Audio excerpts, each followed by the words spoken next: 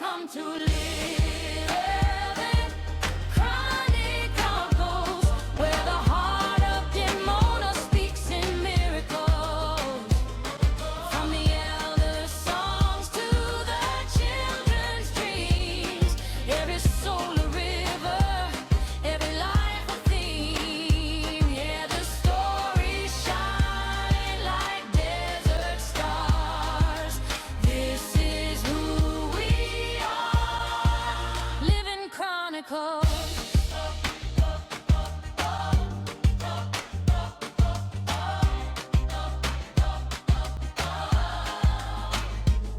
And every voice is a chapter, every chapter a flame, lighting up the desert night, calling each one by name. From the struggles to the triumphs, from the dust to the divine, this community is living scripture, line by line. Welcome to Living Chronicles, where yesterday and tomorrow meet the spiritual. From the roots of courage to the wings of hope, every tale a lifeline, helping others cope. Yeah, the stories rise like morning prayer.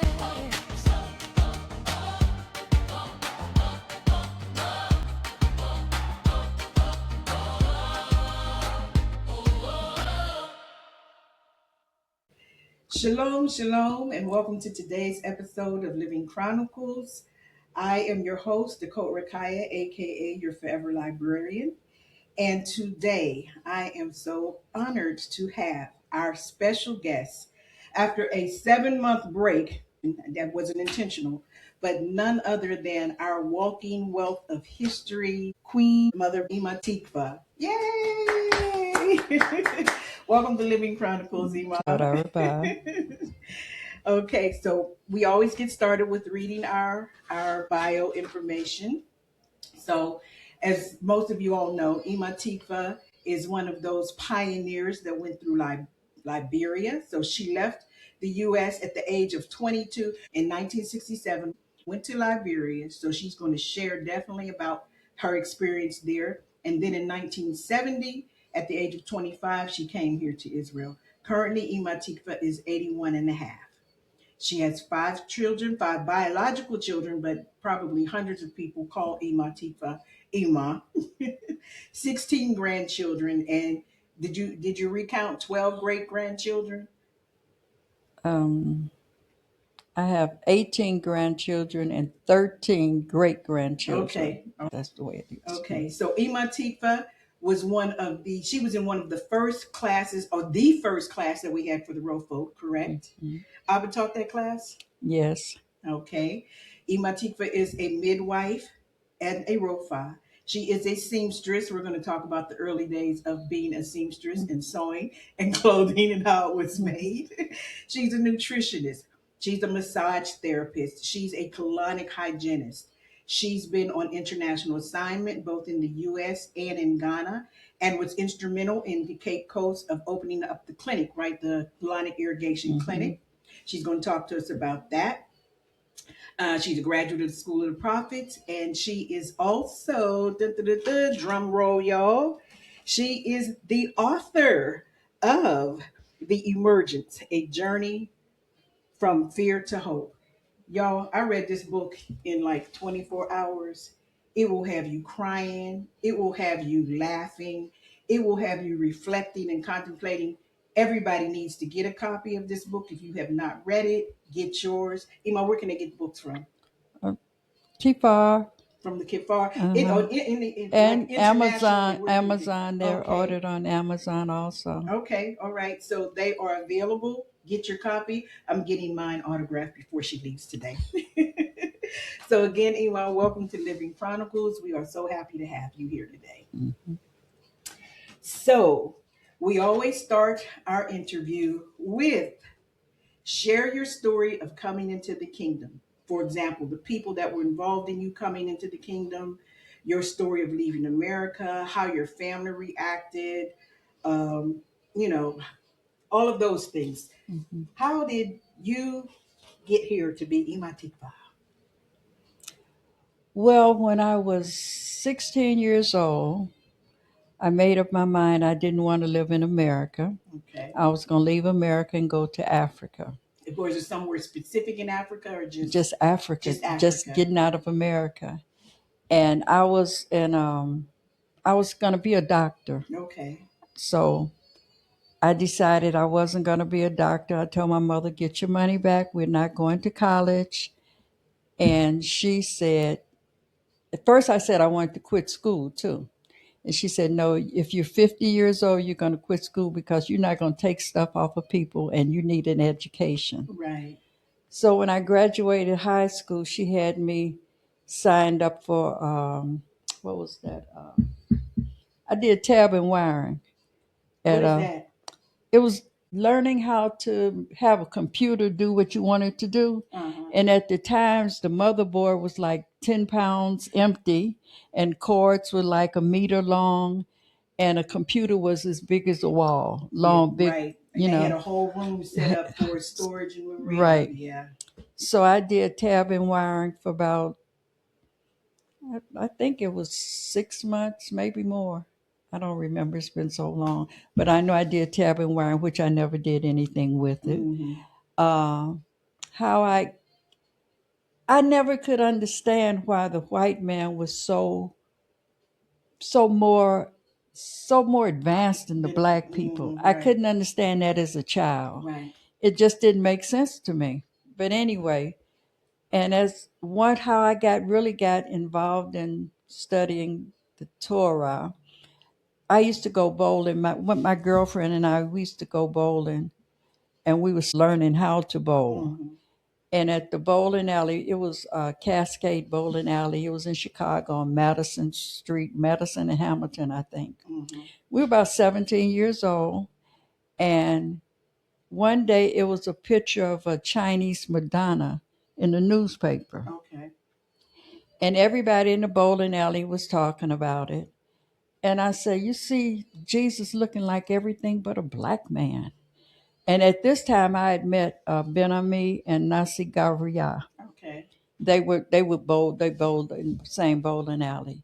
And so Ben Ami says, "But Jesus is a black man." I said, "Get out of here." He Mm-hmm. said, "No, seriously, you need to read your Bible." He said, "Everybody talk about the Bible, but nobody reads the Bible." So when I went home, I asked my mother, I said, "Mama, you ever heard Jesus was a black man?" She said, "Yeah." I said, "Who told you?" She said, "My mother." I said, "Why you never told me?" Wow. I complain about this picture of Jesus on the wall. I don't want to go to church. Did y'all I go to church? We had to go to church, Yeah. but I told her at one point, I said, "I don't believe in God because he's not fair. I don't believe that Wow. God is a God because he would be just this, that, and the other." And she said, "Don't ever say it's not a God." And she didn't make me go to church after that. Oh, okay. But she said, "Don't never say it's not a God." And yes, Jesus was a black man. So I started studying the Bible, and whenever I would see Ben Ami in the bowling alley, we would talk. I would ask him questions, and we would talk about the Bible and things like that. And I read the Bible the first time. I was angry. I didn't really understand everything. I was angry. You read it like straight through? I read it. From front And to from end? front to the end. Wow. And then he told me, he said, "You need to read it again. Take your time and just be open minded. Think about what you're reading. Don't just read like that." So I read it the second time and it was better. And then by the third time, I was going to classes. They had classes all the time. Who was it that was having the It classes? was a brother Casey. He was in charge of the classes. Ben Ami started going to classes from one of the elders on his job. Okay. And then they would go into classes with this brother named Casey. Well, I went to some of the classes, but I didn't really like the way he talked to people. Okay. Stupid black folks, and you know, He I talked didn't. down to the people a Right, he certain kind of talked way. down to us, and I didn't care about that, so I quit going. And as time went on, um, what did I do next? I went to school. When I graduated from high school, Ben Ami sent me a big bouquet of flowers and said to the eighth wonder of the world. And then the man next door used to say something about your boyfriend. I said, he's not my boyfriend. He's just a friend of mine. He said, he comes to see you all the time. I said, but we be talking about the Bible. He said, but he comes to see you all the All the time. time. So it's more to it than that. And I asked my mother, I said, and he was 5 years older than me. Uh-huh. And I call him Gramps. Just, teasing. I say, oh, Gramps. And so I asked my mother, I said, you think Ben call himself liking me? And she says, yes, I think so. I said, but he's too old for me. She said, not really. Oh, Your really? Your Emma was okay with it? My father was 7 years older than my mother. Oh, okay. So, Got you. she said, not really. And Mm-hmm. then, sometime we would go out, a group of us would go out different places together. And they had a 100 centennial for the American Negro I was in Chicago. I was born and raised in Chicago. They had American centennial for the uh, American Negro in McCormick Place. So he invited me and my mother to go. Okay. So he took both of us down there, Oh, and he knew what to do. He bite your Emma. Smooth. right, he invited my Emma to go, and we went and we really enjoyed it. And then I think right after that, he asked me if I would go with him, and I think about it. Yeah, but anyway, he was always a person that was very concerned. He was concerned about what was happening to the black people in America. All of this was a part of him. Uh-huh. And I had stopped going to classes, and then they switched the classes that they were going to. They were going to a beta. They started going to a beta because Casey said you couldn't keep the laws In in America. America. Mm-hmm. And then a group of them was saying, but you can keep the laws in America. So they started going to the other So then there was a classes. split then. There, Those that could keep the law in America and those that felt you couldn't keep the law in exactly. America. So one day I asked Nasi Gabriel, I said, where you all have classes at? And he gave me, the dress and everything. By Mm-hmm. this time I was married. We Oh, got okay. Y'all had when he got it married. had been some time had passed. But Okay. anyway, and I asked him where was the classes, and he told me, and I took the L. They were on the south side, so I took a L and went over to the classes. When I got there, Benami wasn't there because he had picked up different people taking them. Mm-hmm. So I was sitting in the audience listening. You know you were coming? He didn't know I was coming. I didn't tell him because the way I told him I didn't like the other classes, and so Mm-hmm. anyway, he didn't know I was coming. So when he did get there, he used to read the news to everybody. Uh-huh.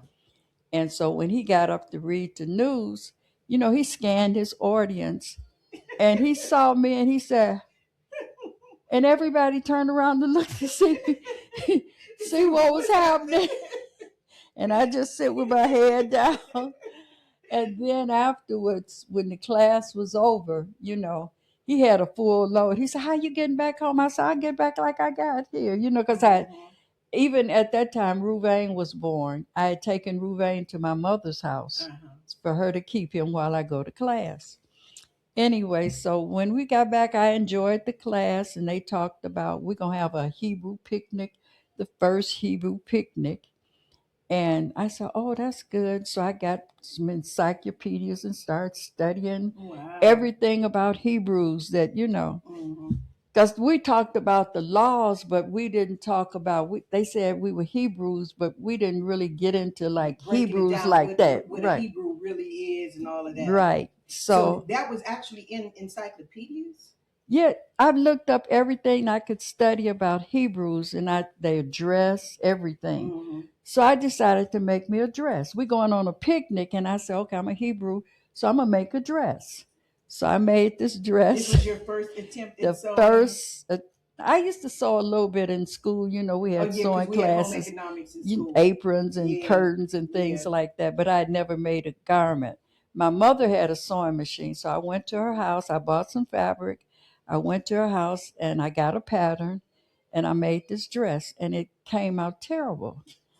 And so she said, put it together logically how you think it's supposed to look. But you had sewed it all together I had sewed it and didn't together, like it, so you and took it all it was apart. a mess.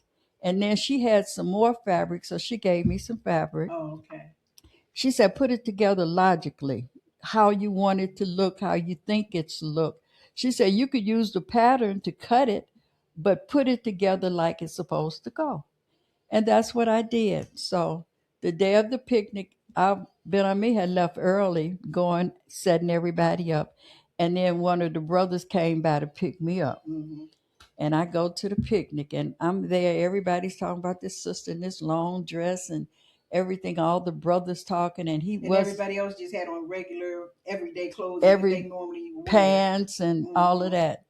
So when he got there, he had went somewhere, and when he got there, he thought, "Oh, this sister's here, and she got this and that on, da da da da." Anyway, when he came and looked at me, he said, "You made a dress?" I said, "Yes." Anyway, so that was the beginning of the dresses. After that, the sisters started So wearing wait, long. you're the reason we had to start wearing dresses and couldn't wear pants After no more. after that, the sisters, whenever we had classes, they would come in dresses. And holy days, that everybody made dresses.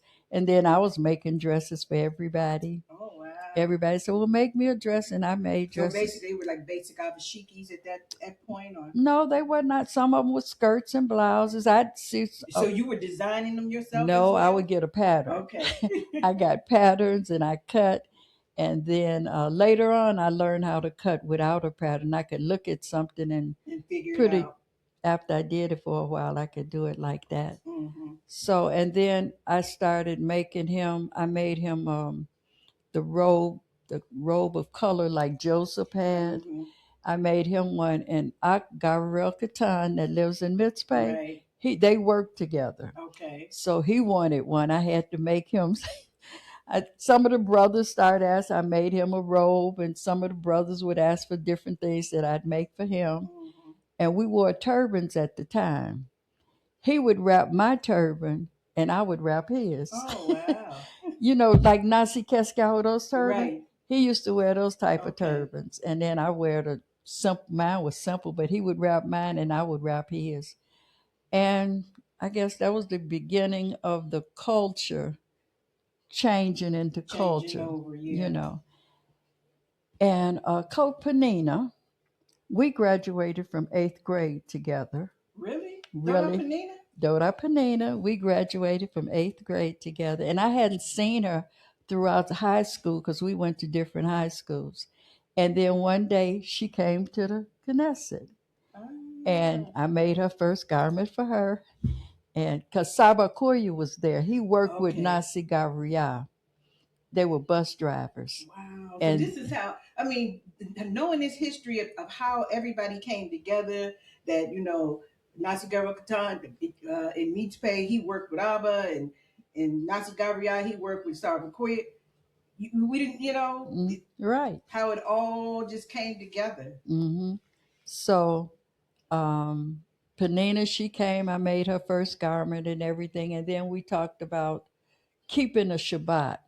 So one Shabbat, we rented a house in Michigan, Okay.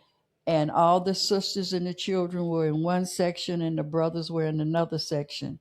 And we kept a Shabbat. We didn't do no cooking.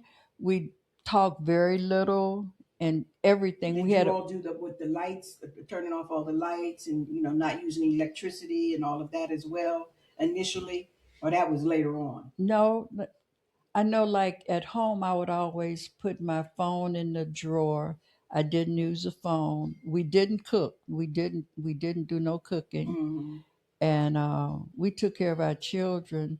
But we only talked when it was absolutely necessary, Okay. because scripture talk about vain words and Right, things like right, that. right. Were So you we also fasting at that point? no, Not initially. no, So we any food was prepared Yom Shishi before or we sundown. did cold cuts like Okay, sandwiches, things like that. okay. And then the next thing we did, we was for Passover. Everybody packed a duffel bag. We was talking about leaving America. Everybody packed the duffel bag, and we went to the synagogue. And When you We say the had synagogue, you're talking about a beta. right. We went to a Okay. beta. It wasn't. We wasn't calling it a synagogue. I don't know why I'm using the word synagogue. Mm-hmm. But anyway, we went to the center, Right.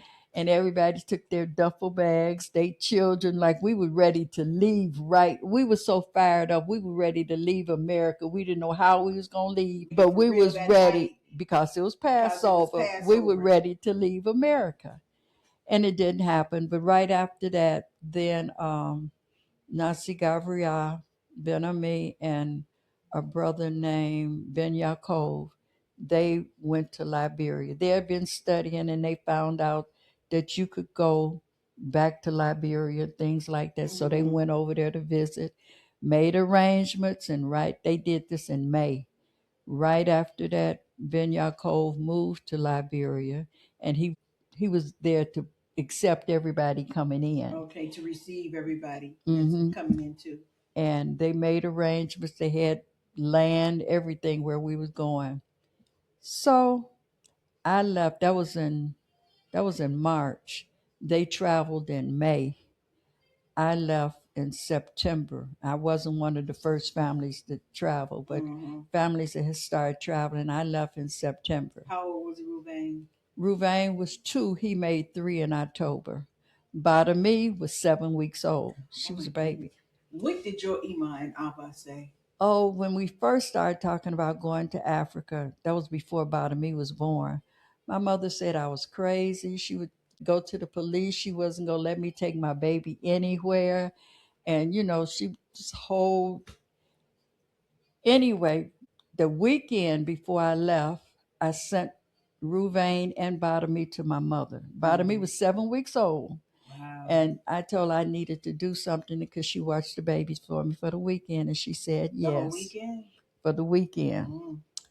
When Ben Ami came home, he said, "Where's the kids?" I said, "I sent them to my mother." He said, "Why?"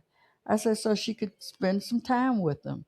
He said, "Do she know you leaving next week?" I said, "No, I didn't tell her. I was getting ready to ask you that. I I knew. did not tell her that." But she knew, my mother. She knew, but She knew. she could act like she didn't know because you didn't tell her. At this point, she'd accepted a lot of things that we were saying and doing. And she knew that I was going to be leaving soon because I sent the children there. Right. But I didn't tell her. And I went over that Sunday, and I went to pick up the children. And then I said, "I'm hungry. Will you fix me something to eat?" And she fixed me food for everything. My father wasn't feeling well. He was in the bed. Mm-hmm. Now, let me tell you about my father. I was a spoiled brat. I mean, spoiled brat, rotten.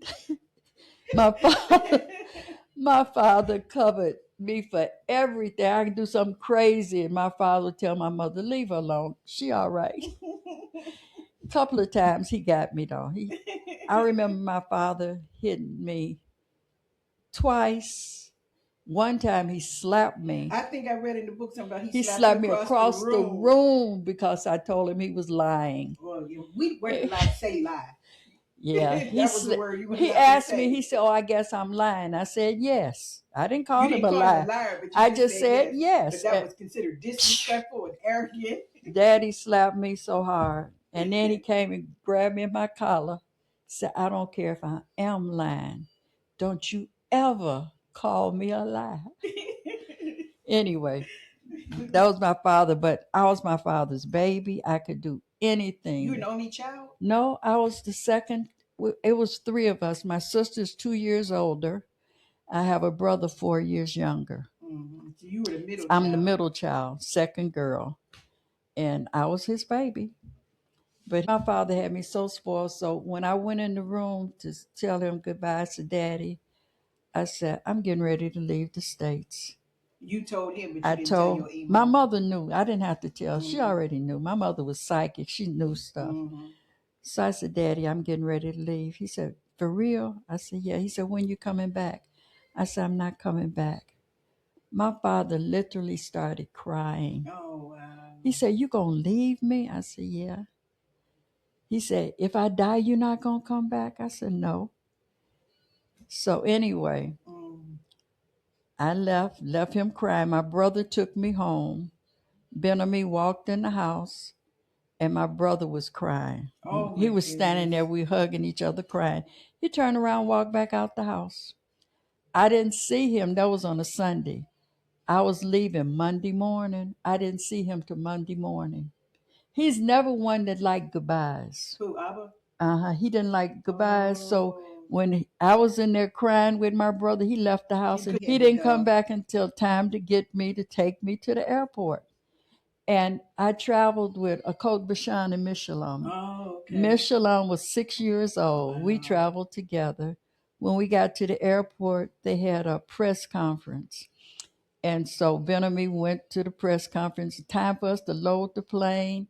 We get down. I said, "Where is he?" Anyway, he finally get on the plane to tell us goodbye. Oh, he got on to tell you all goodbye. To tell us goodbye, and he couldn't kiss me or anything because I was on my days of Oh, separation. wow. Because Right, Bot was right. just 7 weeks Right, old, right. and he kissed the children, and he told me take care of myself. I said okay, and I was gone. When I got to Liberia, everybody looked happy. And I was glad to see a lot of people, the saints that had gone ahead of us and everything. And everybody looked happy. And I went in the tent with Emah Melka because it was almost the end of rainy season. And we were in Batala at Brother Flemis's farm. And ours was way up in bush. Uh-huh. So they said they would put my tent up, in a couple of weeks up there. So I went in the tent with Emah Melka.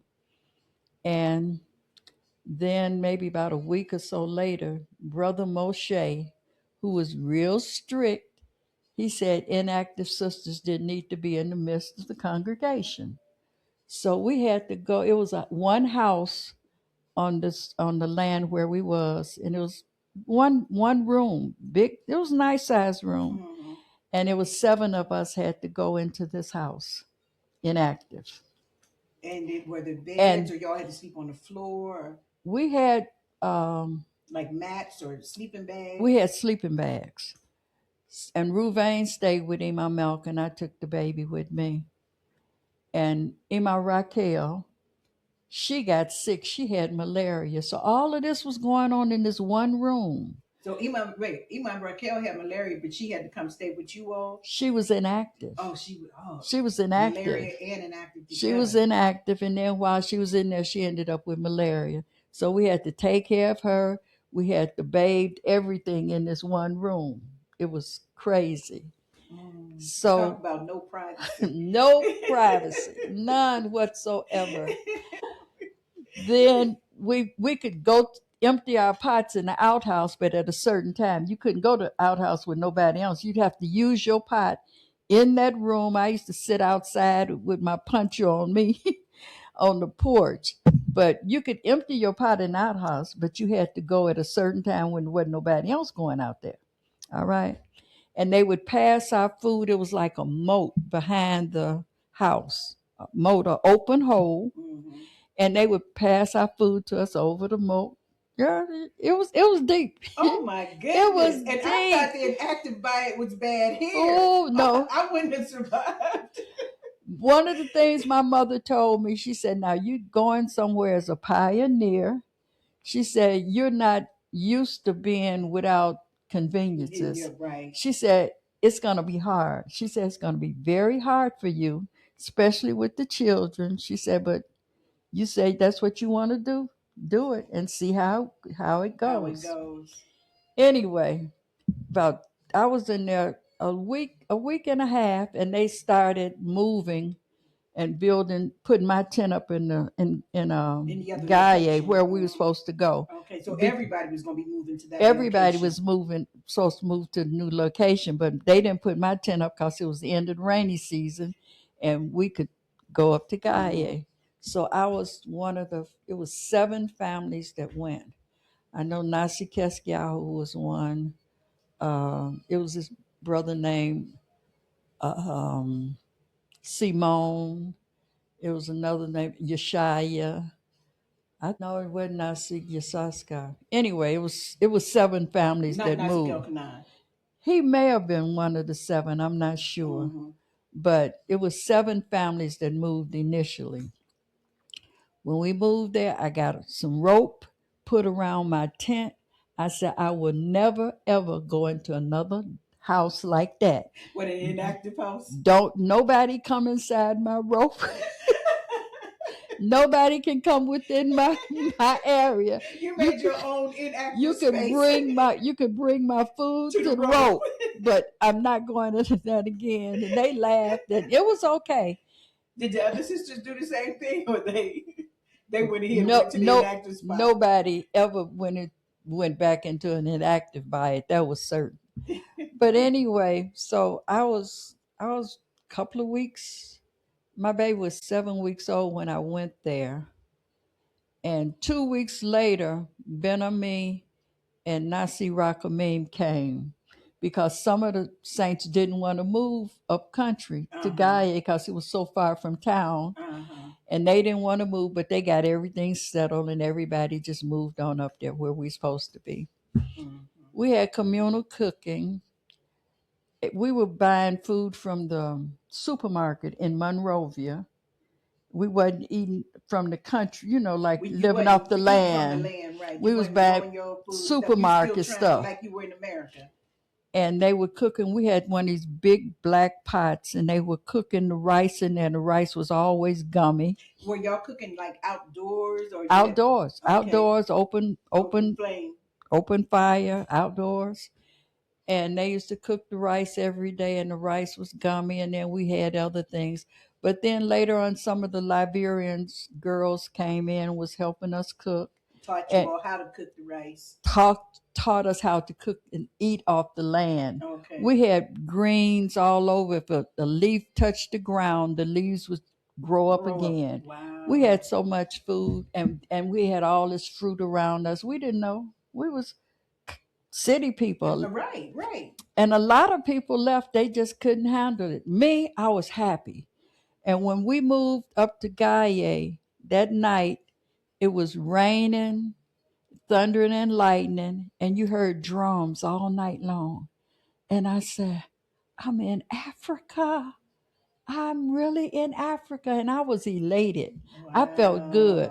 Now my tent, they built our tent about 1 meter high off the ground with a bamboo platform. Okay. My tent was a 9x9 tent, and I could only stand up in the middle. It was like a teepee. Everything you did outside, but you slept in your tents, right? One day I came out, I went out to wash or something. And when I was going back in, it was a spider about this big. Oh my God, for real? On the wall of my tent. On the inside or the outside? Inside. Inside. Between my babies. I had Ruvain on this side, Bottomy on this side. And a big spider on the wall of the tent. That wasn't really that big, right? It was that big. Seriously, that spider was this big. And I'm looking at it and I wanted to run. But your babies were there. You know how Mama Bear is. Yes. I said, I got, what did I get? I don't know what I got, a stick or something. I went in and I killed that spider. Right. I said, this spider ain't gonna mess with my babies. I killed that spider. One other time, it was a snake outside my tent, and everybody had a machete. Machete's about this long on their porch. Uh-huh. And I see this snake, and I'm going to reach for the machete, and I said, no. I said, Yasaska. Nasik Yasaska. He was over the camp. He took care of everybody. Still to this day. To this day. I said, Yasaska. He came over. Him and 2 or 3 brothers fought with that snake. Wait a minute, hour. What you mean fought? This snake, they had a post hole digger, and they caught him in the middle of his back, and he was fighting. He wouldn't give up. They couldn't kill that snake. That snake was that big? He wasn't that big. He was long, but he was thin. They fought with that snake, and I'm sitting there saying, oh, God. And if I had tried to do that snake would have slapped me. Anyway, I never. Was it poisonous? Yeah, all those snakes over there were poisonous. Oh my goodness. I never tried to kill a snake again. Panina, Nafshi, and it was one other person. They were the snake killers. They would. Panina 6 months pregnant, running, killing snakes. Oh my goodness. If somebody saw a snake, the sisters especially, Panina, Nafshi. They was called it snake, and they would be the one running to get the snake. Anyway, but it was an experience. I was happy there. I never decided to go back to the States. I was free. And the only disappointment I had in there was in the town. It was one Lebanese man that owned the store, and he ran the town, and everybody was afraid of him. The Liberians were terrified of this man, and he would treat them mean and stuff. And he's one man there. We went in his store one day. He always raised the prices. Every time we go in there, he raised the prices. It was a group of sisters. I guess he figured they from America, they got money. It was a group of sisters went in there one day, and he raised the price. Y'all turned it out. We tore that store up. We were from Chicago. Black folks from Chicago gonna let this one white man. We tore his store up. Word got out. Don't mess with them camp women. Word was don't mess with those camp women. Oh my goodness. But it was I really grew up in Liberia. I guess so. I don't think I could have made it if I hadn't gone through Liberia. I learned how to do things. My mother never let us carry heavy stuff. Right. I had to go down a hill and carry 2 5-pail buckets of water. And by the time I got up at 7 o'clock, the water was dingy. And my diapers were dingy. I said, oh my goodness. I said, if my mother saw these diapers, she would never let me put them on my child.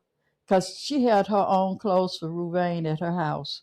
Because I put my clothes in the dryer. She didn't believe in dryers.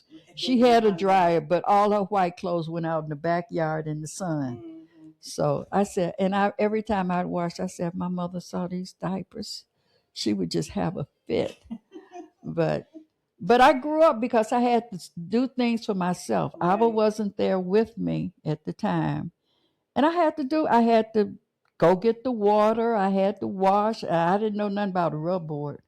Oh, yeah. I had to learn all of that, but I learned it. We had scrub boards. Mm-hmm. I learned how to do all of that stuff and cook. We cooked over open fire. One shishi, I burnt my dinner 3 times. Nasik Yasaska had to cook my dinner. And he said, you the dumbest, stupidest person I ever saw. They didn't teach you nothing in that city. I said, no, they did. I didn't know how to do outdoor. I didn't know how to do nothing. You had to learn. I had to learn everything. And he taught me a whole lot. He had 5 children. He left his wife with 5 children. And his baby was 9 months old. Every morning, by the time everybody got up, his kids were bathed and fed. His youngest son never wore rubber pants. He pinned a diaper. To this day, I have never seen anybody pin a diaper like that. They don't wear diapers like that anymore. Right. But nothing came out of this diaper. But he took care, and then some of the brothers, sometimes the aunts would get in your tent at night and you'd be running out and they'd be calling, Yasaska. But the ants ran you out the tent? The driver ants, it sound like rain hitting your tent. In the dry season, if you heard raindrops, you bet it was the ants. You better get up and get out the way. They said they cover you all at one time and just bite you at once. We had a garden down the hill. You see brothers down there jumping out of their clothes. That's the way, Bother me, when she was about 2 years old, you see a black line. She stepped in the ants. I took the clothes off her. I put her in water. She cried all day because she could still feel those stings from the ants. Oh, my goodness. And then one time the ants were moving, and it was like a whole road of them. The whole blacktop road was covered, and it took hours for them to move from one spot to the other. But could nobody go across that path? This was the road with transportation, or was it the road that? It was in our camp. It was like the middle of our camp. They was moving from that camp all the way out somewhere else. Oh, but hours, you had to sit there until these ants passed. Nobody could. If you step in them ants, you be You were completely finished. covered. A chicken got in there. He was completely covered, and then you didn't see him no more. But Oh my those goodness. ants. I mean, but it was. I don't think I could have made my life wouldn't been what it was because I had to grow up in Liberia. I Yes, actually absolutely. grew up. I'm in there with two children, small children, Babies, babies for the first year, and then snakes, spiders, it was. driver ants, toting water, cooking outside. Whew. Then Emma Malka, she had a house built. Ants was all around her tent, and she ended up getting built in a house because she was afraid of everything, and she always put kerosene and stuff. And she had a house built with two rooms, and she had me to move in one of the rooms, the largest room. With her. It was like a hallway between the two rooms. Mm-hmm. And I used to go on the porch at night. Once it get dark, we had zinc tubs. I go and get in the tub and take a bath. And every What is a zinc tub? It's uh, a bathtub. it's a Made out of, bathtub, a but they were those tin, round, those tin. those tin My tubs. grandfather had those in the south. And I used to go out there when it get dark and go out there and take my bath. And she'd be telling, "Don't be out there in the dark." And I say, "Nothing out here, Emma." One day, soon as I stepped in the house, a cat, big cat, hit the door. Like a regular house cat, No, like a leopard or a leopard. something. Right, one of those big cats. Yeah, it was one that used to go around the camp. Sabakori was digging. He was making something. I forget what he was digging. He was in a hole digging something. And he was out there at a fire. He was at a fire. He was doing something by the fire one night, and this cat was standing there looking at him. And the only thing that kept the cat from him Was the was fire. was the fire. And they used to tell us, be careful, don't go out at night. Don't be walking around by yourself and stuff like that. We had one person that did that. She wasn't afraid of nothing. And she just walked on by. But everybody was afraid of this cat but her. Oh my And we had goodness. seen the cat in the camp, but she was okay with it. Mm, mm, mm, mm, mm. Anyway, bless her heart, she made it. I guess the camp looked at her and said, "Well, she walking. We're gonna let her walk." Hey, we ain't getting ready to mess with her. That's probably what they said. Around Christmas time, they tell us stay in the house because they were looking for medicine to make medicine to protect the president. So stay in the house because they would kill you to take your heart or something. Africans. Oh my This goodness. was thing. So around Christmas, we'd lock up in them tents and stuff. So we didn't come outside and let them, until the next morning. But one night we was coming back from Monrovia, and it was a man walking down the road, and the driver blowed for the man to move. The man kept walking down the middle of the road. Then the man started getting taller. Uh-uh. He started getting taller. He get taller, and eventually he disappeared. It was a lot. It was a lot, and but I loved it. I grew up there. I loved Oh it. man. I loved it. I mean, that is beyond determination. You know what I'm saying? To go and live in the bush, to deal with all of that with young babies, just I'm not going back to America, you know. I hated America. I mean, just I went. My sister was in military, and she was in Alabama, and my mother wanted to go check on her because she had a dental surgery. So we went down for the weekend. We stopped in a restaurant. They had black, white Hmm. bathrooms. Right.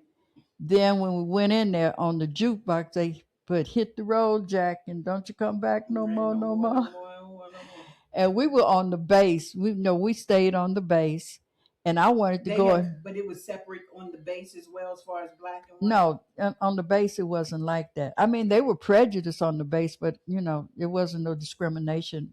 With the Not military, outright. right, like that. I wanted to join the Marines once, and right after I got out of high school, I said I wanted to travel, go somewhere. My sister was in the military; she was in the army, and my mother had to sign for me because I was under 21 at the time, and she wouldn't sign for me. She said, "Nope." My sister said, "First time they call her a nigger, she's in trouble," Mm-hmm. and she said, "Don't do it." I aggravated my mother. I aggravated my mother. And this was right after I got out of high school because some of my girlfriends were going. And Ben Ami talked to my mother, and whatever he said to her, I'd made her agree. She finally agreed to let me go. But after he talked to her, she wouldn't No, you agree. ain't No, she going didn't hear nowhere. it no more. She didn't want to hear nothing. But I said I Mm-mm-mm-mm-mm. wanted to go to the Marines because that was the toughest branch, Right. and I get a chance to see the world and stuff. My sister said no. No, She you would. cannot If do y'all it. beat up the Lebanese man, you would not have made it in any Oh, branch of the we military. didn't touch him. We didn't touch. We You tore tore his store you up. tore up his store. One time, one of them that I did touch. I think I had taken Rofi Yadida. She was about 15 years old, and I took her to Monrovia with me one day. Wow. And I'm shopping around the store, and the man, he trying to touch her and talk to her. And I looked around and I saw that. I had this man backed over a counter, cussing with my finger in In his his face. face. And the Liberian boy ran out, "Ma, she crazy." Me and Yadida, we talk about that every so often. I think if you put your hands on her, we talk about that every so often. But she was 15 years old then. But it was a wonderful experience. All I can say about Liberia, I loved it. It was a wonderful experience. I mean, Wow. I grew up. Do I you do actually you grew all up. that went through Liberia ever like have a time where you all get together once a year or whatever and just talk about Liberia and We've been talking about that recently. Some of us have talked about we get together, we're going to have a dinner, and everybody can sit and talk about things. Because recently we were somewhere, we were, I think we were the elder sittings, and we were talking about some of the things that went right. on there and stuff like that. Yeah, that needs to be an annual something that is done once a year. You all get together and and have it for the rest of us to experience because we could probably listen to these stories for the next 20, 30 years and still never Mm, hear everything that you all right. experienced. So Recently we were talking about that. I know Panina, Atara Tehila. In the right. elder sitting, we were sitting there talking about some of the things that happened. I mean, it's something. It's really something. Yeah. When Tehila had Shamaria, it was supposed to be a doctor. Art. Something was wrong with the car. And they went in town and got this man. He wasn't nothing but a dresser, fix a wound or something. Uh-huh. This man was terrified. He had He never was delivered a baby, never obviously. even seen one. He was terrified. And Shamaria was born in the camp, and then afterwards they went and got a car from So somebody. who ended up delivering him? It was Rofa, I'm sure. Rofa, Carlea, Candace. That's Benami's sister, Candace. I think I was there. It was 4 or 5 sisters there. Mm-hmm. And baby's gonna come on their own anyway. Right, But right. anyway, that was, and then they got a car and ended up taking her to the hospital afterwards. Afterwards. Mm-hmm. And something else that we learned when we went to the hospital for anything, the bathroom in the hospital was down in the floor. Hole in the And you floor, just you stood squat. over You it, no, you didn't squat over it, stand. You had to squat squat. over it. We went in there looking at. They still have toilets like that in Jerusalem. In Mm, Jerusalem, there's toilets where you squat and then they have the seats. But mm-hmm. I've seen that here in I Israel. think I saw one. I think I was in Segub Shalom once Right. and saw one. I was like, In okay, an Arab community, they still yeah. have Well, them. my knees are shot, so I wouldn't be. I wouldn't do too well with that. I couldn't do it now either. Not Eh, at all. When you all had the outhouses there, the outhouse it was built up off of the ground, It was built like up with the wood wooden panels. seat. Mm-hmm. I used to clean the outhouse because when I was on my days, it was this sister named Eliza. She kept stuff going. She'd be fussing and stuff. And I told Nasikia Saska, I said, I can't go in that kitchen. Sisters used to take turns cooking.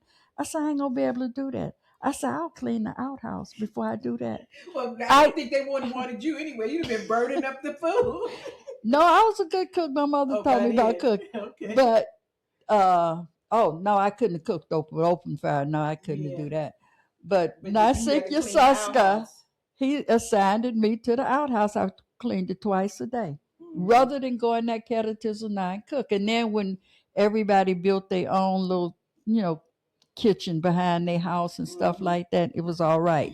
But I couldn't go in there with that woman And fussing and initially, y'all had arguing. like a communal We had a area for communal cooking. kitchen, Mm-hmm. and Sarbakur used to go get movies, and sometimes we'd sit out at night And watch and movies. watch a movie, have the Mm-hmm. children watch something, put them to bed, and then we watch. And then sometimes we sit out at night, Nasi Keskiao, who would sit out and play his guitar Mm-hmm. and sing. I mean, it was really nice. It was a nice Two experience. and a half years. 2.5 years. Wow. hmm I And know you. Abba came the last year. He came. He was there for the last year. He came, and he was there for a while, and then him and Nasi Keskiahu came to Came here. Israel, Mm-hmm. and then Abba went back to the States, and then he came back, and then he stayed until time for us to, Mm-hmm. To come here. to come to Israel. What was that like? The journey coming from Liberia. Liberia to here. Well, Abba was real quiet. First of all, we left there at night. Motzai Shabbat. We didn't tell nobody we was leaving. It was real quiet. Motzai Shabbat, we got on the truck, went to the airport, changed clothes, and got on that airplane. And Abba was real quiet. When you say change clothes, y'all had to wear something specific. Those were dusty Ah, roads. got you. You'd be red Okay. dust. Okay. When we went from Liberia to the Ivory Coast, spent the night in the Ivory Coast, and then we came from the Ivory Coast to Israel. And I was one of the last ones to get on the plane because it was this elderly couple, and I was helping them. Mm-hmm. I had my baby, Yehona. I had a 6-month-old baby, Yehonaton. I had him, and I'm helping them. And when I get on the plane, they say I didn't have a ticket for my baby. Now, I done rode one plane, but this plane coming to Israel, first of all, everything in the duffel bags had to come out. They checked Every everything we single thing. had. And we packing the stuff like that, all our clothes and stuff back in the duffel bags. And I'm with the elders, and I'm walking with them. And when I get on the plane, the stewardess tell me, you don't have a ticket for your baby. Well, it was almost time for us to leave, so they, go ahead. That Right. was Yah. Believe me, that I'm was telling Yah. you. I'm telling you.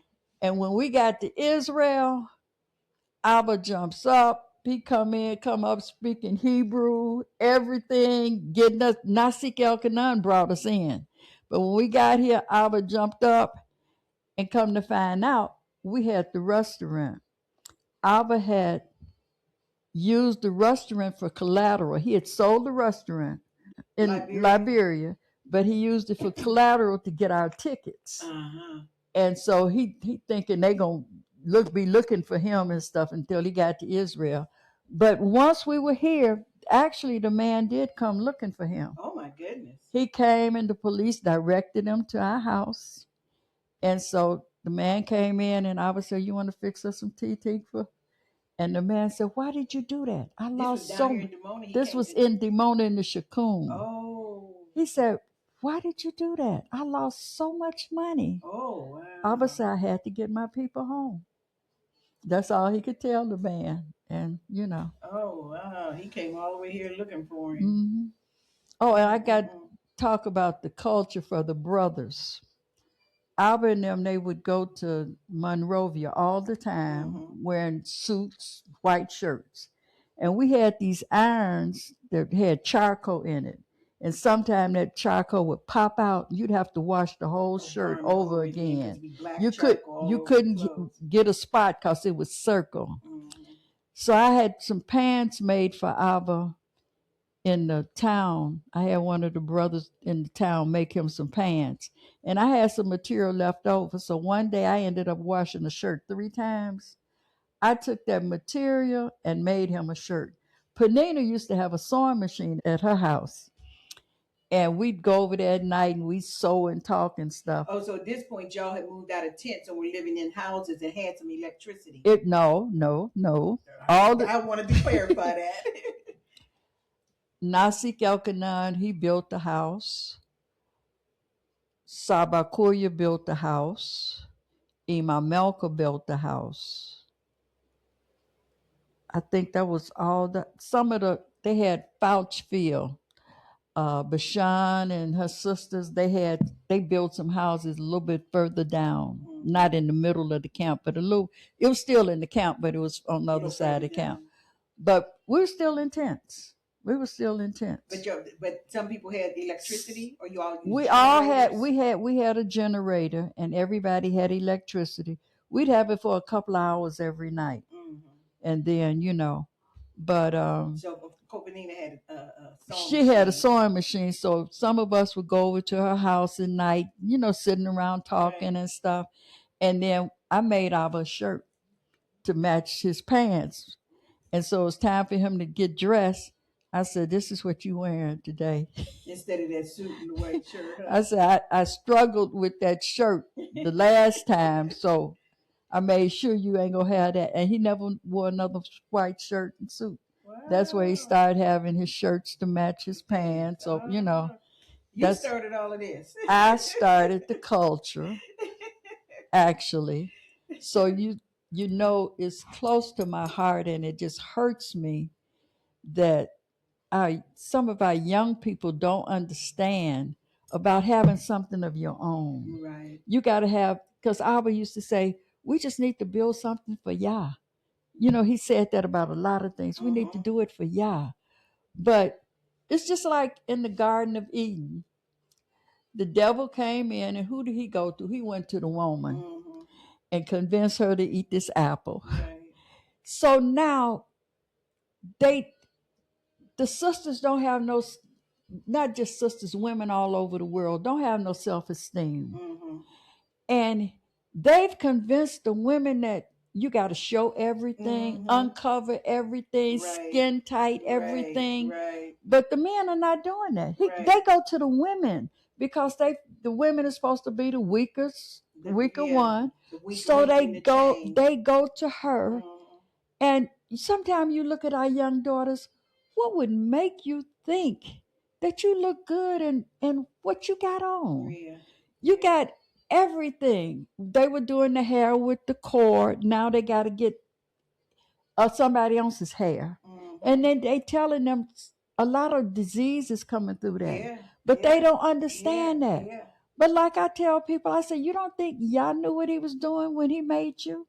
You the most beautiful thing on the earth, but you gonna go put on nothing, go out and Tactonym and bras and think you look good. And then you worried why the world is so corrupt, so women are getting raped, they're getting killed, they're doing this. But the devil then put that out there for you to do it. And you don't understand. When we first hit this land, we had so much respect because of our culture. Now you can't hardly walk down the street, especially the young girls.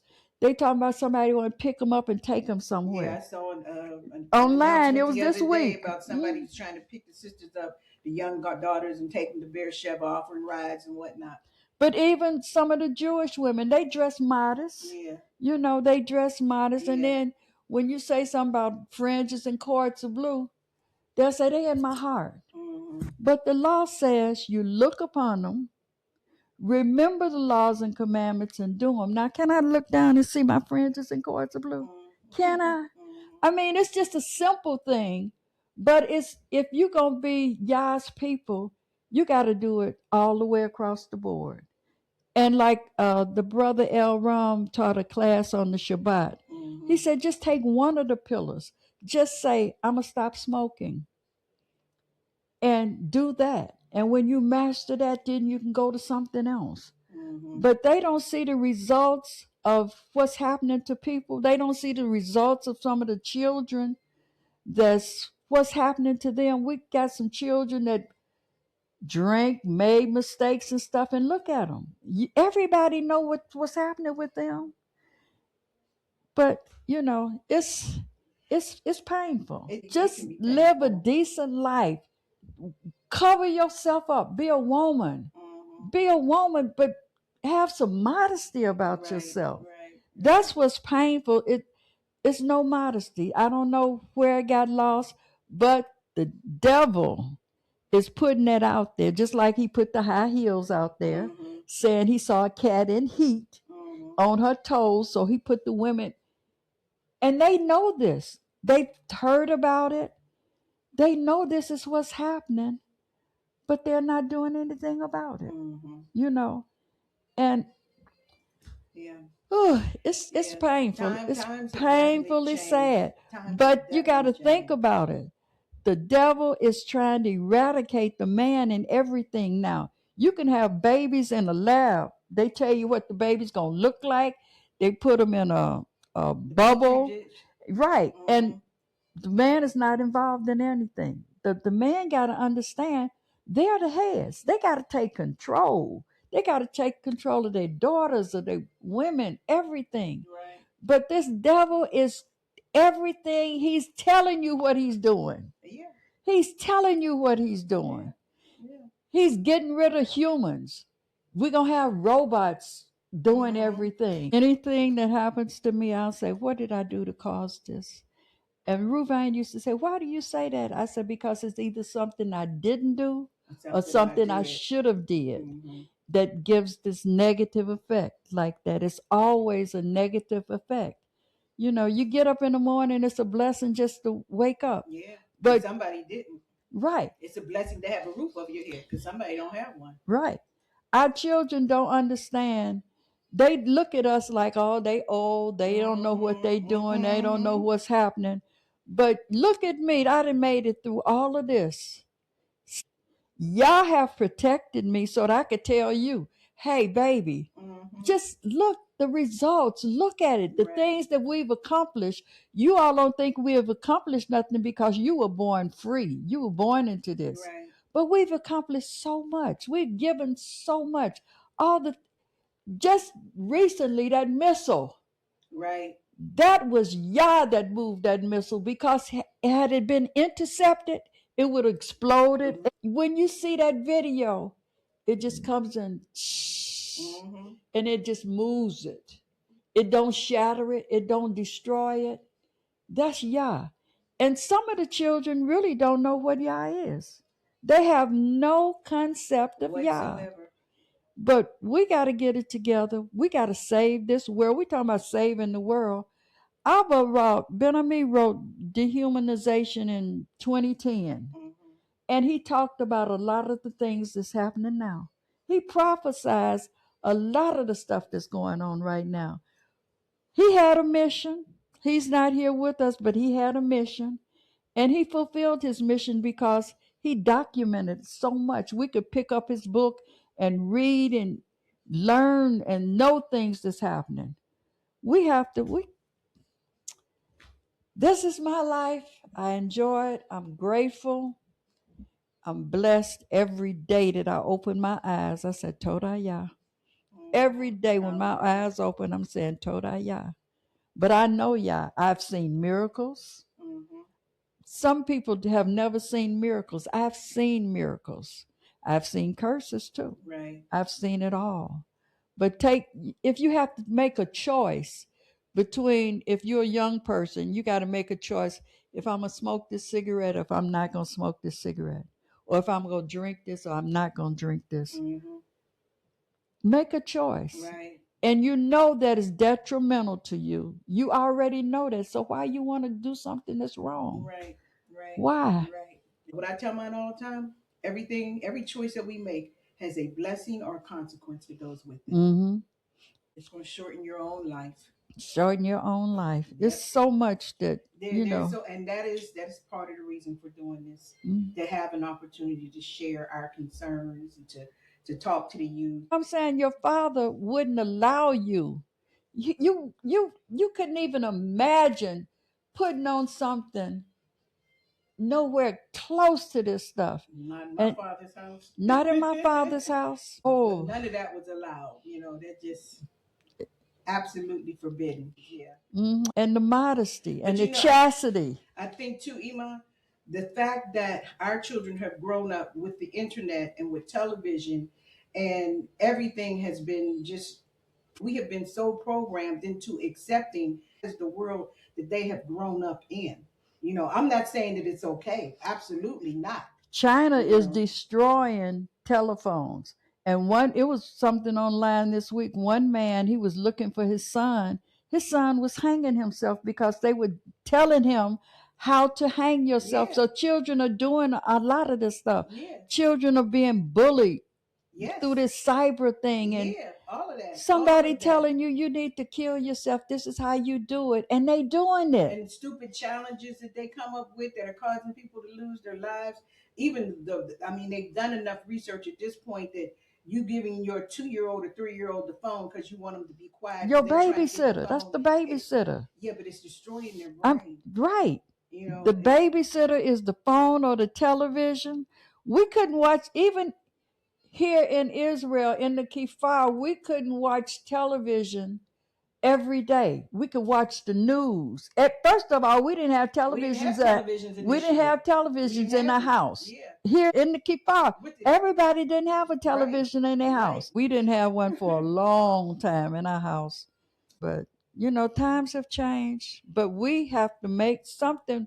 Somebody gotta listen. Somebody gotta understand, and we have to make a change. It's at a Yeah, point now where change has to come. yeah, it has This to, has to has to, come it has to, for our own safety and our own legacy to for the go on. world. When they The say we orange gotta be one. saviors of the world, we Right. gotta get rid of. And all like mindsets. Mm. Wow. Okay, Ima, you have covered a whole lot, a whole lot. So we're going to move into some of the things that you've done in your life. So, one, how did you become interested in becoming a doctor? I think you already went over that. You said you wanted to be a doctor when you were younger. But how did you become a midwife, a nutritionist, and a massage therapist? Okay, my grandmother was a country doctor midwife, and I was one of her favorite grandchildren, and I was always up under her. So I wanted to heal. I always had that spirit of wanting to heal, Mm-hmm. so I wanted to be a doctor. I was at home in the shikun. Rofa Afra was at my house sewing, and a Coach Yeshiba had made up her mind she wasn't going to the hospital to have her baby, because some of us had did that and it was just The terrible. experience was so So hard. she said, I'm not doing that. So Rofa Afra was at my house. She was our doctor anyway from Liberia, because I think she was studying to be a nurse in the States. Oh, okay. And so she was always helping people in Liberia and even here. And so she was going to deliver the baby. So she was at my house sewing, and they sent for her, and she said, "Come go with me."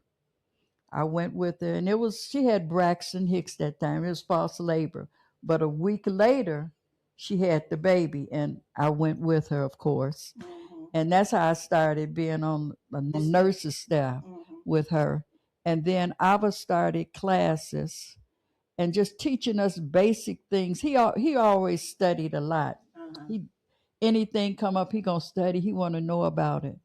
But health wise, he started studying, and he was saying if you keep your blood clean and your colon clean, you can eradicate a lot of diseases. You wouldn't even have them. So he started teaching classes like that, and then he started inviting doctors in to teach us. Doctors from outside. Doctors from outside. We had doctors come in from Liberia, from the States, and everything. And they came and taught us different, advanced teachings and things like that.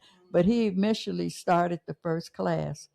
And I graduated out of the first class. And in the class, you learn about nutrition. Mm-hmm. You learn about massage, and we had to do everything because they would not accept us in the hospital. Right. We could not go to the hospital for anything. When we first came in, they gave us status, but then because we wouldn't convert, Right. they Away. took all of our status away. Right. So we had to take care of ourselves, Right. and we did. That's how we started studying health and nutrition and Came everything. up with So all of all of those The things, nursing mother's lunch, the pregnant mother's lunch, all of those. all of that came into play. So, we had to do it for ourselves, and we've did it. We have did it. And we had a couple of cases. We had measles, a real bad epidemic of measles here, and we sent a child to the hospital after they accepted us. We put a child in the hospital, and all they did was quarantine the child. They didn't know how to deal with it, so we didn't let no more children go to the hospital. We came up with our own protocol. All the children, we took care of them at home. We were giving them herbs, and we kept a schedule. Every house had a schedule, what time to do this, what time to do that. And the doctors came in from Beersheba and checked the houses, went from house to house, and they said, "You all got this under control." And so they had to just go ahead and let y'all be then. They let us be. And even with deliveries, we only go to the hospital when it was, at that time, only when it was a problem. Right. And when we go to the hospital, they already knew what's the problem, and we had a lot of respect in the hospital, Mm-hmm. because we worked with the nurses and doctors. So all of that came under being a ROFA, a midwife, nutrition, massage therapy, and then it was a brother, I forget his name. He did colonics. Kaidi. Dr. Kaidi. Mm-hmm. We were good friends because we used to play Scrabble together all the time. But he was doing colonics, and he did colonics with a sister. She was having some problems, and I took her to him to get colonics, and it was interesting. So when I went to the States on assignment while I was there, after Israel, and I went to the States. We went to every jurisdiction, and I had an opportunity to go and take a course in colonics. I went to Florida, and I took a course in colonics, and I came back, and I brought it back here. And then set up the clinic. And we set up a clinic in Mumshik, and then we had one over by Atul Uri. I forget the name of that street. Then we moved to the Kifar. Right now, they're still doing colonics on the Kifar. Right. And so explain for those that may not know, for the listening audience, especially younger people, exactly what a colonic is and the benefits. Okay.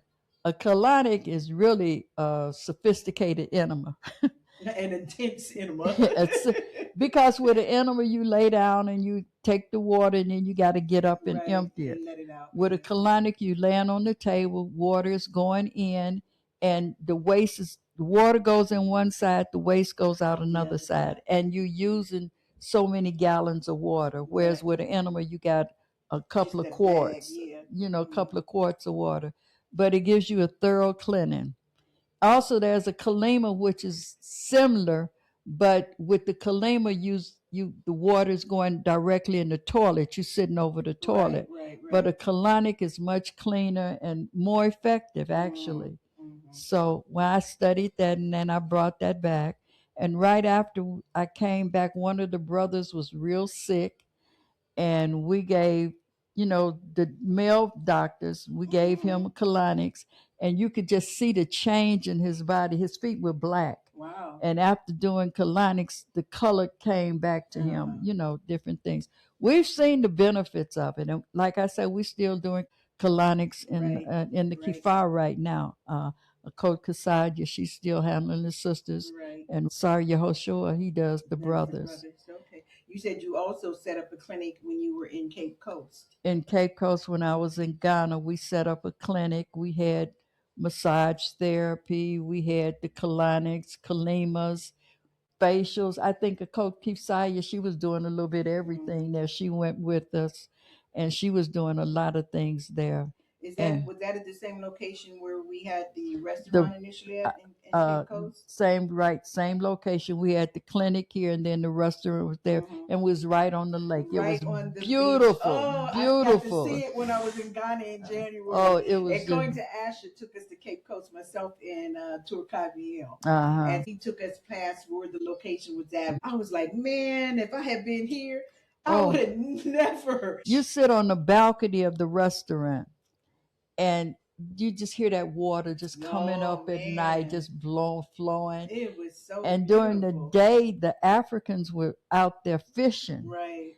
and they'd send a boat out with the nets. They had those big nets that they throw out. They had that long net, and the boat would be way out there, and then they would be pulling that net in, and they would be singing and pulling. Oh, it was just a beautiful experience. Wow. It was a beautiful experience. Okay, so we've covered most stuff because you've talked about. I got all this stuff on the list, but you didn't talk about everything. But now, talk to me about the emergence. Saryat Els years ago, when he was in D.C., and when he come to Israel, and I knew he was good with computers. I had a computer, and I'd always have him over helping, working on my computer. And sometimes he would say, "You need to write a book. You need to write a book," and I just laugh it off. And then periodically it would come up, "You need to write a book." Cote Odell used to edit our books. Right. And one time she gave me a guideline of how to write a book. A Coach Yeshiba from England, she had me to write something one time. Anyway, it just hit me one day right. And so I started writing. And Coach Odea started, but she couldn't finish. And I asked Atara. Atara is the one. She would tell me different things, and she would edit, and then she'd come back and give her opinion and stuff. Anyway, she helped me through it. She took me through it.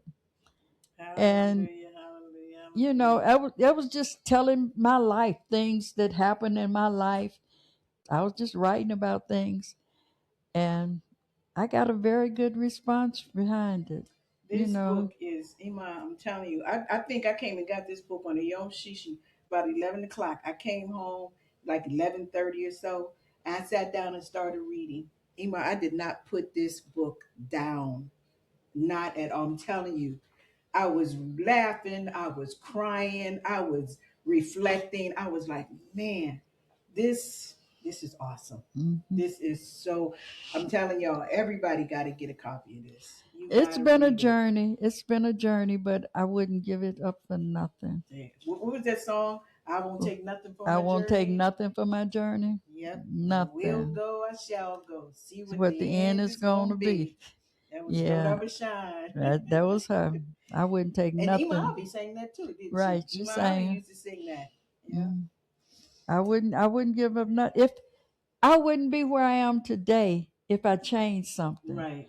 I've had blood, sweat, and tears. It hasn't been easy, but sometimes you get the hard things to make you stronger. Right. You know, Yah put stones before you so you overcome them. Right. And it's made me stronger. You know, I'm at a good place. I'm at a real good place. Hallelujah. So and Hallelujah. all of it contributed to it. Yeah. Everything was a part of it. The journey. The good, the bad, the ugly.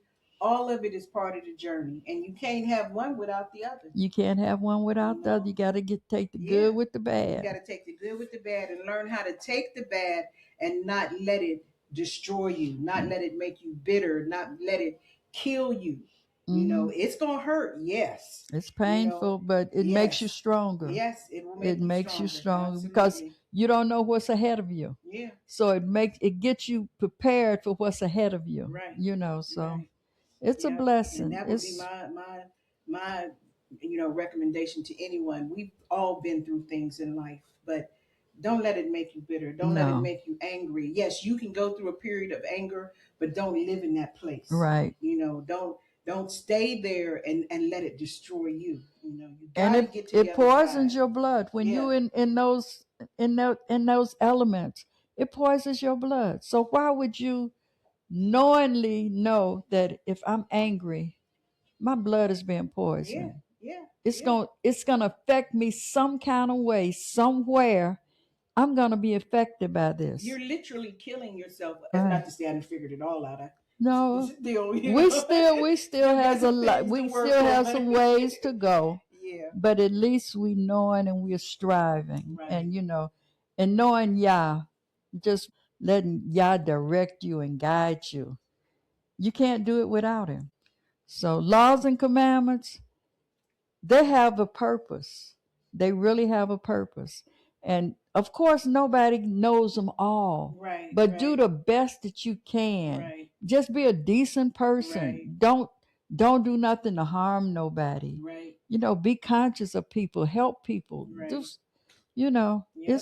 It's all And there. that goes a long way. That goes a It goes a long long way. way. Now, I'm gonna throw you a few of these trivia questions, but these are all just your favorite stuff. So you can pick maybe five or six of them and tell me what's your favorite, whatever. And I got four. okay, great. Okay, so you chose what are your favorite fruit, your favorite vegetable, and your favorite meal? My favorite fruit is watermelon. Okay. My favorite vegetable is broccoli. Okay. And my favorite meal is soup. Any Soup. specific type of soup or all soup? Vegetable soup. Vegetable soup? Vegetable soup. Okay. Vegetable soup and cornbread or vegetable soup and a Vegetable soup. sandwich? Vegetable Just soup. vegetable soup. Vegetable soup. Okay. What is your favorite color? Blue. Any specific shade of blue or all shades of blue? Turquoise is my birthstone color, but sky blue, I love any blue. The sky blue, I think, is my most favorite. Hmm. I have a whole lot of blue around me. Okay. Hmm. All right. Your favorite hobby? Playing Scrabble. No, no, no. I like to play games. I do like to play games, but I'm doing a lot of puzzles. Okay. I have a variety of games that I play, but I'm into puzzles. I get these wooden puzzles, they're difficult shapes, and you really have to think and work on these. I got one now that I've had it. I put it on I got a little table I put a puzzle You sound on, like my Emah. and I put it on there about 2 weeks ago. And I started it and it was hard, and I didn't go back for another week. Hmm. I went back another week and I got some started. And then this weekend I started again. But it's very difficult. I wanted to put it back in the box, but Hmm. I said I cannot let this puzzle defeat me. Right, right, right. And I had a puzzle, I got down to the last two pieces and I couldn't complete it. And so Tiflesai, she's a puzzle queen, the puzzle queen. I was telling her about it. She said, send me a picture of it. I sent her a picture. This sister, she enlarged it and she told me this piece here is out Out of of place place. because she could see Oh my a goodness. speck of the brown table. That sounds like typical She size. said, that piece is out of place because see, I see that brown table. She said, take that piece up. I took it up and I completed. It was a 500-piece puzzle. I was down to Wow. two pieces, and I completed that puzzle. And I had 1,000-piece puzzle that somebody gave me. I usually stay 500. Hmm. I had two 1,000 1,000 piece pieces puzzle. puzzles, and the first one she helped me with it, and then the second one my granddaughter Ginat helped me with. Hmm. Ginat had injured her leg and she was at the house and I started her working on puzzles. And she's the type of child, everything she has to conquer it. Right. And now she's doing 1,000-piece puzzles. I said, Ginat, you the best. I mean, but she just go through them Hmm. like. Man, I But don't have puzzles, I do a patience. lot of You like puzzles puzzles. and games. I Those okay. Your favorite holy day? My favorite holiday is it's New World Passover is not really a holy day, Right, but but then it's a I guess festive activity. my Hmm. favorite holiday would be Old World Passover Why? because it's the family gathering, and the meals and everything. And we used to do it a lot. We don't do it as much, but we used to stay up all night Yeah. and with the food. Day. You can take off your Got up at shoes, your 3 o'clock in the clothes, morning to eat the eat, rest of the. finish. Yeah, that was Yeah. always it's still one of my Yeah. favorites. I Okay. like Yom Kippur too. Hmm. It's just good feeling for young. It's You it's know, just it's just holy. yeah, It's what everybody respects Yah for that. They it- might not keep it like that, but it's respected. right. Okay, so we're going to move into our next section, section 4 on our youth. So I have 3 questions in this section. Number 1 is, how do you envision our youth continuing to build upon the foundation that has been laid? Number 2 is, what advice would you give them besides the modesty that we talked about? Mm. And number 3, what 3 things do you want most for our youth? Mhm. I would say, I would tell them to look at what we've accomplished and try it. See Mm-hmm. if they can build something from the things that we've did. Just look at something somebody did and say, okay, I'm gonna do that, or I'm gonna make a sacrifice and I'm gonna change my lifestyle. But just give us a try. Mm-hmm. We've succeeded, so give us a chance. Okay. All And right. the second part was, What 3 things do you want most for them? I want them to know Yah. I really want them to learn and feel and know that Yah is Yah, that He's everything for us. And if you give Yah a chance, things just open up for you. But really get into Yah and what we're really about. This is what we're all about. We're about Yah, serving Yah, doing His will. Give Him a chance. Mm-hmm. Just give Him a chance. Okay. All right. So the last part, our last section, section 5, is our closeout questions, wrapping it all up. So number 1, I'll give you these one at a time. There's a saying that hindsight is 2020. When you look back over your life, are there things you'd have done or actions that you'd have taken that you would have done differently?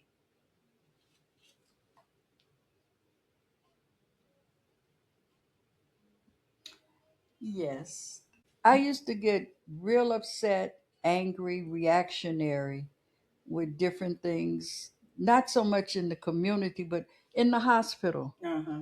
I would get real upset sometime with the doctors and, you know, ready to fight. And I had to learn a lesson from that because I had to pay for one of those situations. Oh wow. Uh huh. Okay. One doctor got me good. I paid for that. Oh So, wow. and being a reactionary, like Abba used to say, Tikva, if you get mad, you act like you don't care. He said, nothing matters. He said, don't be a reactionary. Just take your time. Because sometimes I would be so upset about things that happened, some of the things the doctors would say, and, I Right. would go back and forth with them. And, one doctor, I got him good. I really got him good. And I embarrassed him and humiliated him with his peers. Oh my goodness. But in the end, He got you back. he got me back. And I was trying to figure out, I said, what did I do that brought this on me? And then one day it came to me. He got you. Mm-hmm. He got you. You went to Chicago on him. I really went there on him. But he got me back. Mm-hmm. So it's a better way to do things than react. It's better To just take a just beat. take a deep breath Mm, and just think about it. Don't react. Never react. Just, like they said, sometimes you have to sleep on it. right. Right. Being a reactionary, Yeah. you're going to always lose. You're going to always lose. And you never know the day or the time. Right. It was about 4 or 5 years later that, Wow. this doctor got me. But he got me. He Wow. got me good. So, okay, number 2. What lessons or takeaways have you received from being a part of this experience? I received a life. A life. A life. It's a whole nother experience from what I grew up in and my thoughts and my emotions and everything. I'm free. It's Mm-hmm. freedom for me. Right. I'm a free person. I live my life. I'm happy. Hallelujah. Mhm. Hallelujah. And some people can't say that. So, number three, do you have any goals, dreams, visions, etc., that you haven't yet accomplished that you would like to accomplish? Not so much as personal goals, but I would just like to see a change in the community. I would like to see us all together as one. Like, you remember back, what was that, in Philadelphia, where they, all the blacks, they, everything was black on, like Mm-hmm. all things in common. We Yeah. started out all things in common, Mm-hmm. and it worked for us. It was Mm-hmm. so much better for us. I would like to see us get back more in that, where Mm-hmm. we could depend on each other, where we could trust each other, and we could do more for each other.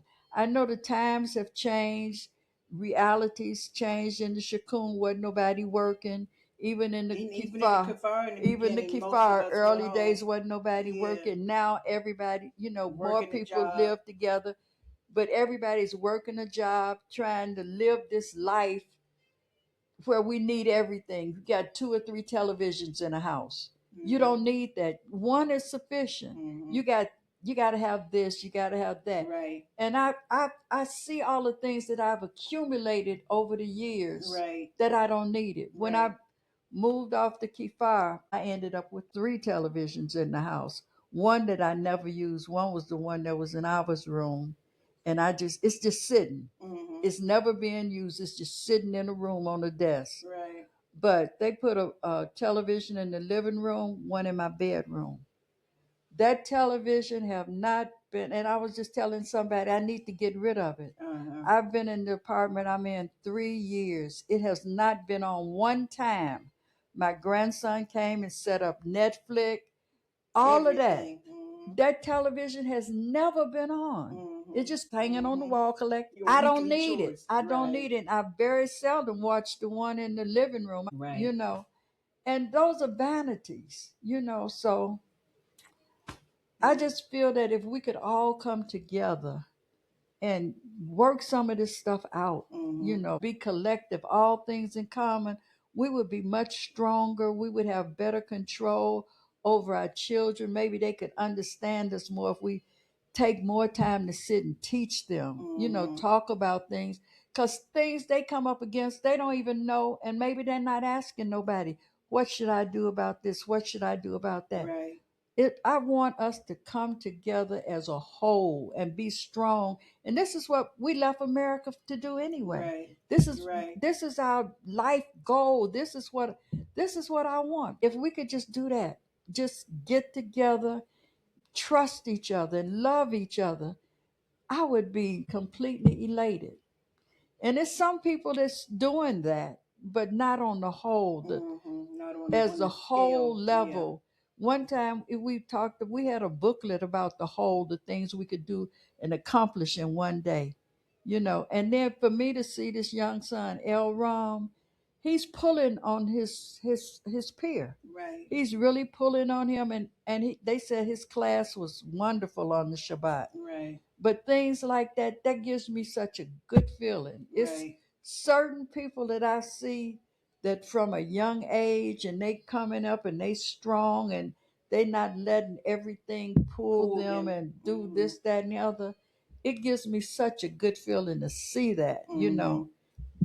So you want the best for your people. You want the Yeah. best. And Yeah. my children is just like everybody else's children. They doing everything everybody else is doing. Right. I ain't got no perfect children. I Right. can't sit up and talk about your kid and don't talk about mine. Right. Right. But But you want the same thing for them. You for want the same thing for everything, all of us. all of us, Yes. everything, Yeah. all of Yeah. us to be the Yeah. same. And we Just have to find a way to get to that point. we have to, Absolutely. that's my desires and my goals. That's what I want to see in this lifetime.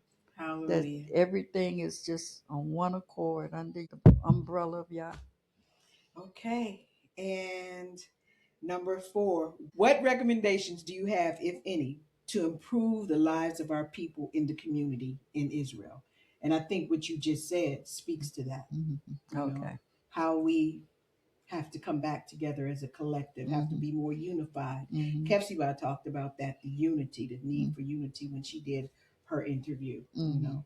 Okay. So, and the last question, is there anything that you would like to say that has not been covered? Love ye one another. Just love one another. All of the differences, we could just overlook the differences and just love. Just it's all about love. Loving Mm-hmm. yourself, loving your brother, loving your sister. We just Mm-hmm. need the love. We need more love We and need more love. understanding, compassion. We really need that compassion for one another. That's love. And on that note, y'all, Emah, Toda, Toda, Toda, Toda, Toda. I Hmm. truly appreciate you. And for the listening audience, I know that you all are thoroughly going to enjoy this presentation. Emah, Toda, Oba. And Yeah. until next time, peace, love, and blessings to you all. Shalom. So. Yeah, the stories rise like morning praise.